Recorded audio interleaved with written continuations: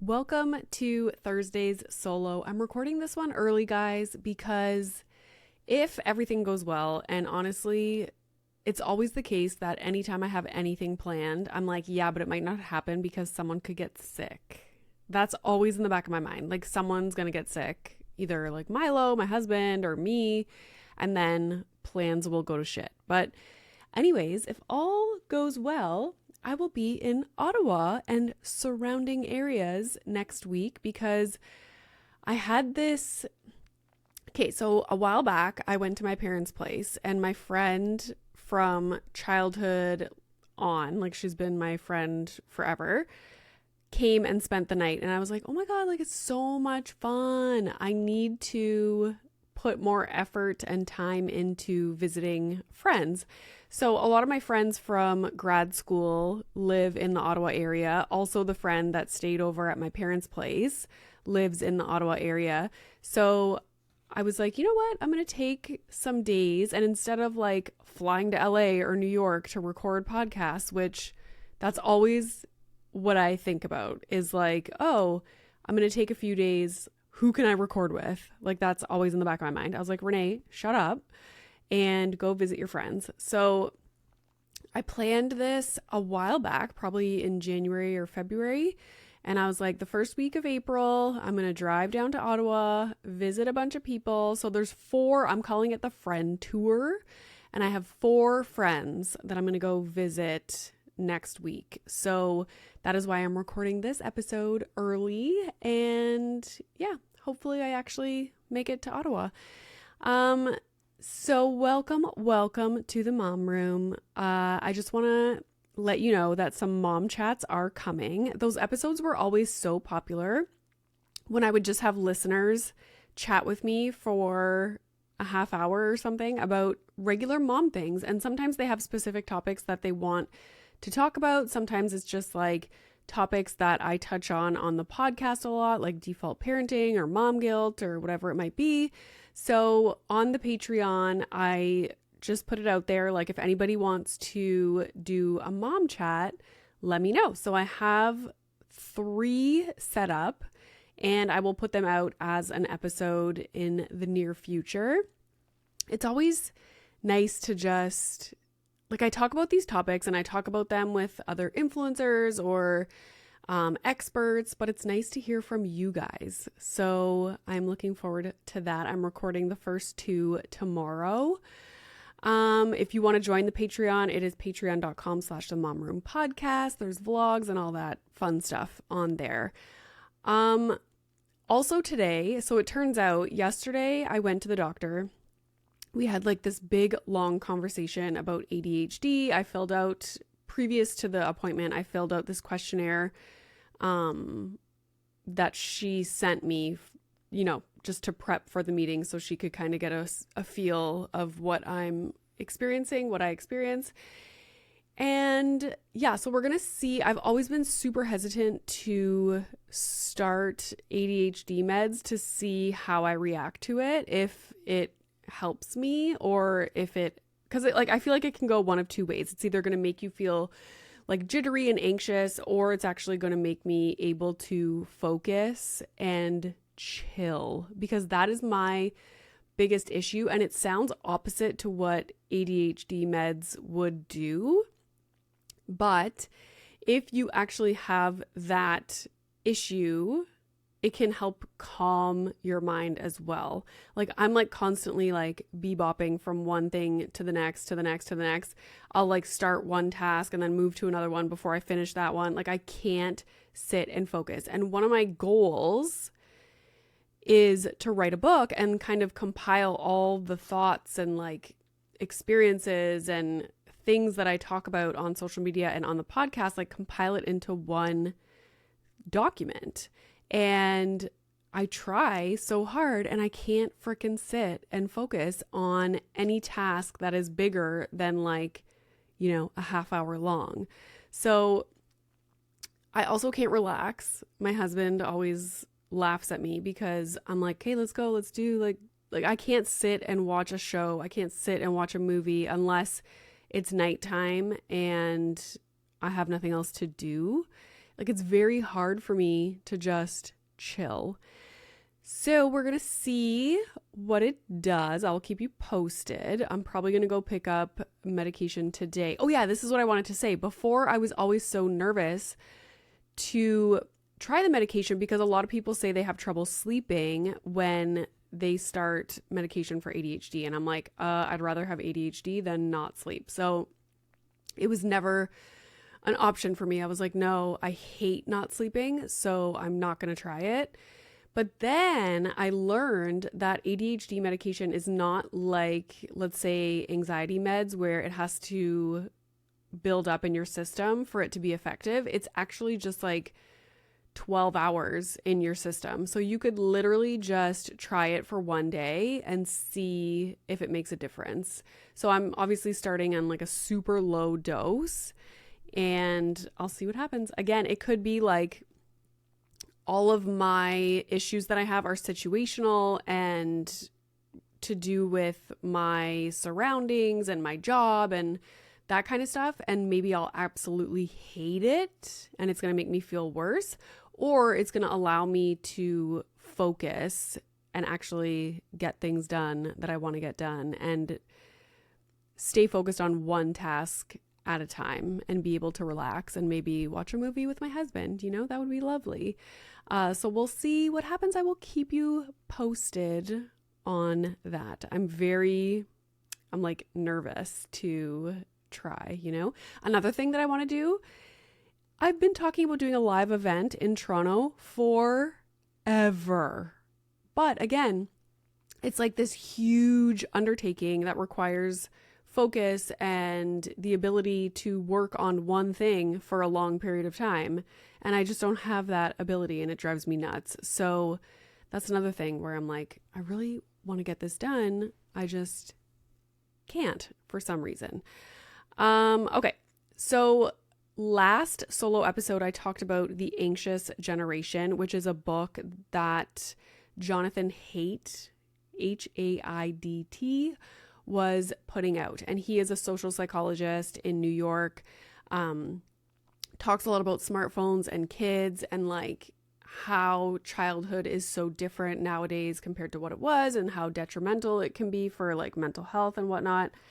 So yesterday, the book actually came out and it's so weird because I recorded that solo episode. I had no idea. I thought the book was already out, but I didn't realize it came out yesterday. So last week, if you're listening to this when it's released. And my plan for today was I'm going to get my steps in because I've been trying to focus on like walking a lot and trying to run, but I got my period, so I can't run because honestly, like clean up in aisle 6, it'll be a nightmare. So I'm like, I should walk to the bookstore and buy his book because normally I would just order it on Amazon and wait for it to be delivered to my goddamn door. But I'm like, I should walk to the bookstore and that's how I'll get some steps in today. So I might do that this afternoon. And that's a book I'm really looking forward to reading. And that was another thing I brought up with my doctor. I was like, I want to read nonfiction books during the day so that I can then talk about them, like recommend books and resources to people on the mom room and, you know, on Instagram and whatnot. But I don't have the focus to be like, okay, I'm going to take an hour and just read my book and make notes. And like, I really want to do that. That's one of my favorite things to do as a nerd is read nonfiction books and like think about what they're saying and compile my own opinions on what they're saying and how I can like incorporate what they're saying into my own life and blah, blah, blah. That's like my favorite thing to do. I loved studying when I was in school. That was my favorite, studying for an exam. Like that's my favorite thing to do. So it's something that I really want to do. I'm just like, for some reason, not able to do it. And I'm sure you listening to my solo episodes are like, yeah, you have a problem focusing. So yeah, I might go pick up that book and I'm determined. If you listen to Insufferable, I am determined to read that book and share with you guys what I learn and what I think about it. Today I wanted to talk a little bit about, God, these posts from, you know, the Instagram account Parents. Like, I enjoy it. I follow it. They have 1 million followers. Like, it's a good account for parents, I guess. But I find the messaging is just so clickbaity sometimes. And I always come across these posts from them. And obviously they always want you to go to like the article to click on, like, to get to their website, to get the clicks and all that stuff. So it's a little bit annoying to me sometimes when I see like these clickbait posts. And I came across one the other day that was like, I'm going to read it word for word. Oh, now I'm going to have to leave this article. But it says, where is it? Oh my God, where did it go? Oh, sorry, I'm in the wrong spot. Okay, it says, it's just like a square, a blank square, and it says, let's talk postpartum sex. Is it bad to do with your baby in the room? And I was like, first of all, like, babies don't know what the fuck is going on. Like, how is this a topic of concern? Like, do we not have enough things to worry about in postpartum that now we have to also worry about this? Like, by all means, if you're in early postpartum and it's at the point where your baby is still sleeping in the room with you, maybe your baby slept in their own nursery from day one and that's how it worked for you and your family, like, by all means, whatever. I'm just saying, like, if you're at the point in early postpartum where your baby is sleeping in the room with you and your partner and you feel the need to be intimate with your partner, like, first of all, congratulations. Like, I feel like this is a rare occurrence and you should celebrate by being intimate with your partner and not worrying about your baby sleeping in the bassinet, 6 feet away, like, how? Don't make postpartum mothers, parents, fathers more anxious about things than they already are. Like, we have enough to worry about. We're like tracking feedings and poops in the diaper and urine and breastfeeding and all the things. Like, if the baby is asleep and comfortable and cozy and you want to be intimate with your partner, like, put on a white noise machine and just, by all means, go be intimate with your partner, please. Like, so anyways, they always pose it as a question like that. Like, is it bad to do with your baby in the room? An expert weighs in. Go click on the article. And it's like, really? I should go click on the article, guys. Let's go click on it right this second and see what it says. What does the expert say about being intimate with the baby in the room? If you're finally in the mood to have sex after giving birth, you know by now that it's rare if your baby is not in the same room as you. So there's pretty much only one option: have sex with the baby nearby. Is it terrible? No. The fact is, babies, especially newborns, can sleep through most anything, including the sounds of sex. Yeah, we know. We know this. So, like, why is this an article? My dogs would bark next to the bassinet nonstop. Milo did not even open an eyelid. We know that newborns sleep through sound. So why is this an article? Be intimate with your partner. Oh my gosh. Okay. Now that I got that one off my chest, there was one other thing that was interesting. Oh, because last week I talked about the smartphones and the kids a lot. I shared accounts that you can follow if you're interested in learning more, but they had an article that was talking about something that I started thinking about last night, and it was,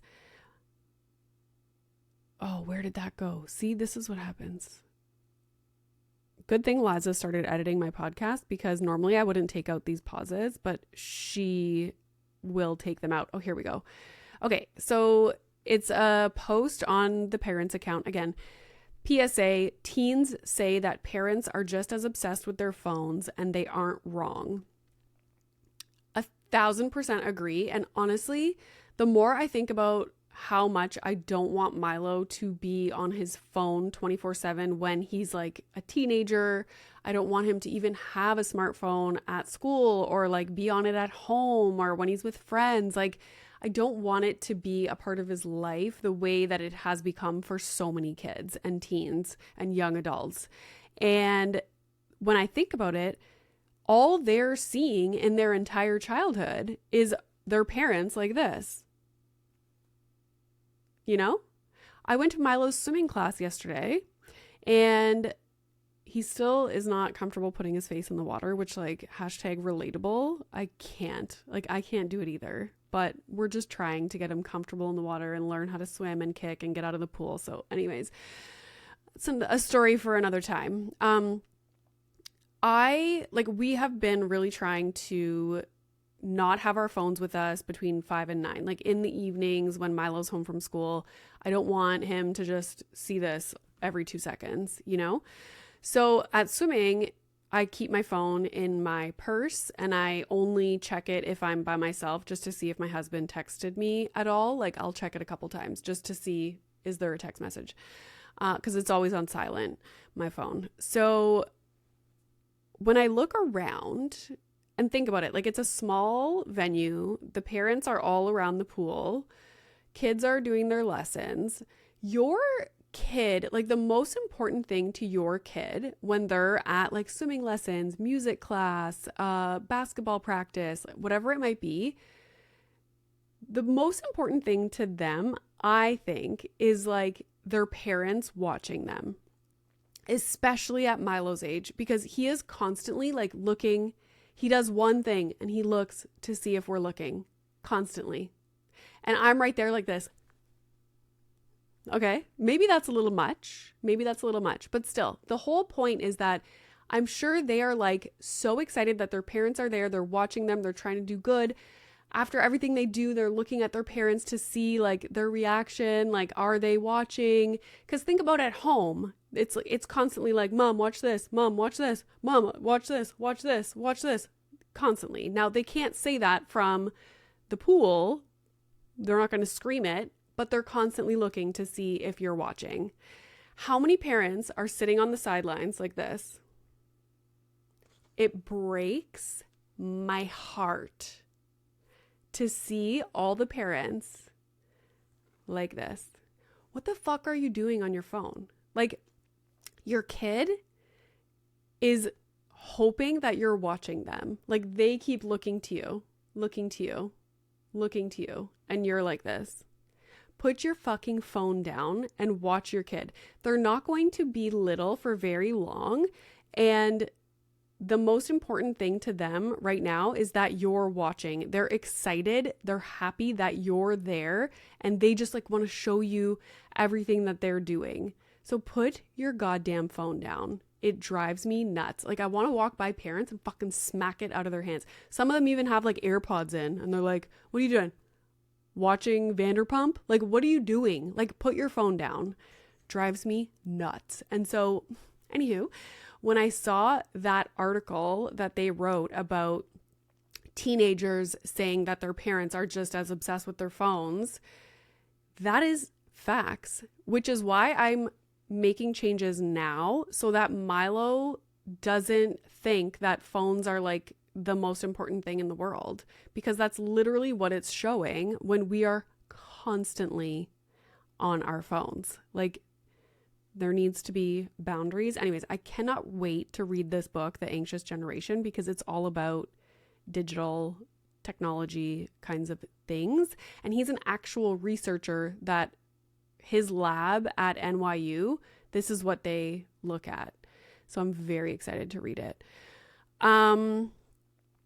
Okay, one other thing. This was a while back. So I saw this article and I make notes about things and then I just forget about them. But I remembered this today because I saw a post about Travis Barker and Kourtney Kardashian. There was this article or post or something, and it was them backstage at one of his concerts, and he just had the stroller in his hands, like he was pushing the stroller backstage. Kourtney was right next to him. And it was like, the caption was, the sweet moment backstage as Travis pushes the stroller, blah, blah, blah, blah, blah. And I'm like, why is that sweet? Like, if Courtney was pushing the stroller, would it be a sweet moment? Or is it just because he's a dad and he's pushing the stroller? And it's like, oh, look at that dad pushing the stroller. Like, why is that a big deal? And why is it so sweet? Like, there was nothing else going on in the photo. And it just, like, that's the first thing I thought of. I was like, is it because he's pushing the stroller that it's a sweet moment? Or, you know, it just made me think. And I just wanted to bring that up because it's interesting how dads get portrayed and treated in the media versus moms sometimes. And I don't think it would be labeled a sweet moment if it was Courtney pushing the stroller. Is Easter the same weekend for everybody? It must be. Sorry, that was really stupid. I'm pretty sure it is. Liza, I know you're editing this and you're like, oh my God, what an idiot. Anyways, I wanted to share this funny thing that happened. So last year at Easter is when we surprised my mare with the trip to London to see Harry Styles in concert twice. And we had my uncle dress up as the Easter Bunny. Amazon has like really good Easter Bunny costumes. So my uncle put it on and he surprised my mare and the kids and everything, the kids, Poppy and Milo, with Easter baskets. And it was like a whole thing. And Milo told my husband yesterday, he was like, yeah, I saw the Easter Bunny last year, but then I saw his costume outside, so I know that it's fake. And my husband was like, what? So my husband tells me that, and I was like, oh my God, he's talking about when my uncle dressed up as the Easter Bunny. And I guess like he was excited and he was like, oh my God. And then later on that day, we all went outside and my uncle had just put the costume on the front porch of my parents' house. And Milo must have saw the costume and then put two and two together. And I was like, I can't believe he remembers that. And he actually brought it up. He brings up the most random things from so long ago. Like clearly he does not have my memory. It's wild. So I just thought that was like the cutest thing. Like, yeah, I saw the Easter Bunny, but I saw his costume outside, so obviously it's fake. Like, what? Which reminds me, I need to get his Easter basket set up. And we celebrated Easter with Poppy like weeks ago at my parents' place. And so in my mind, I keep thinking like Easter is done. It's over. Like we already did it. But no, there's Easter coming up. And I did get a few things from Walmart. Like for the spring, I got new like knee pads and shoulder pads for like biking and stuff like that. What else did I get? I got it a long time ago just because I saw all the Easter stuff and I was like, oh, I should get a few things. I hate getting like chocolates and candies because like I don't want him eating all of that, you know? So I just don't. Usually what ends up happening is I buy all this like chocolate and stuff and then I end up throwing it out because he doesn't eat a lot of it. I'll buy a few things chocolatey. Do you guys like Cadbury cream eggs? Oh my God. Those are like my favorite. I should buy one today, actually. So anywho, one of the things I wanted to talk about was, the TikTok account Ren Eleanor. I think I brought this up on the last solo, and then I was going to have Tuesday's episode be a long solo episode, but this always happens. Like I don't have enough time to record it. And then, people that do production on the show, like YouTube videos and stuff are like, oh, like, do you have next week's Tuesday episode? And I'm like, I didn't record it yet. So it's going to have to be the following Tuesday. And so what I'm going to talk about, and let me put a date out there as to when this frickin' episode will air. So so this episode is going out April 4th. Oh my God, Easter already happened. Guys, I'm so messed up. This is why I can't record episodes early. I'm so messed up. Easter already happened. Easter already happened, Renee, so please disregard all that Easter stuff, or maybe it's just a nice little reflection on what happened this past weekend, you know? So Easter already happened. Good. And April 9th will be the long solo episode, and this past Tuesday was Eve Rodsky. So if you didn't listen to that one, make sure you do. She is the author of Fair Play. We also have a giveaway up on the Instagram account.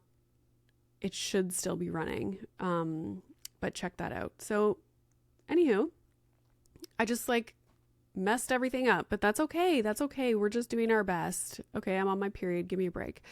Thank you so much for listening. And if you want more content, you want to do mom chats, you want vlogs, behind the scenes, that kind of stuff, check out the Patreon at patreon.com/themomroompodcast, and rate, review, subscribe, and tell your friends about the show, and follow us on Instagram at the Mom Room Podcast. So it's been a real slice, guys. Sorry for messing up the episode, but I'm keeping it in. Liza, keep it in. All right. Bye.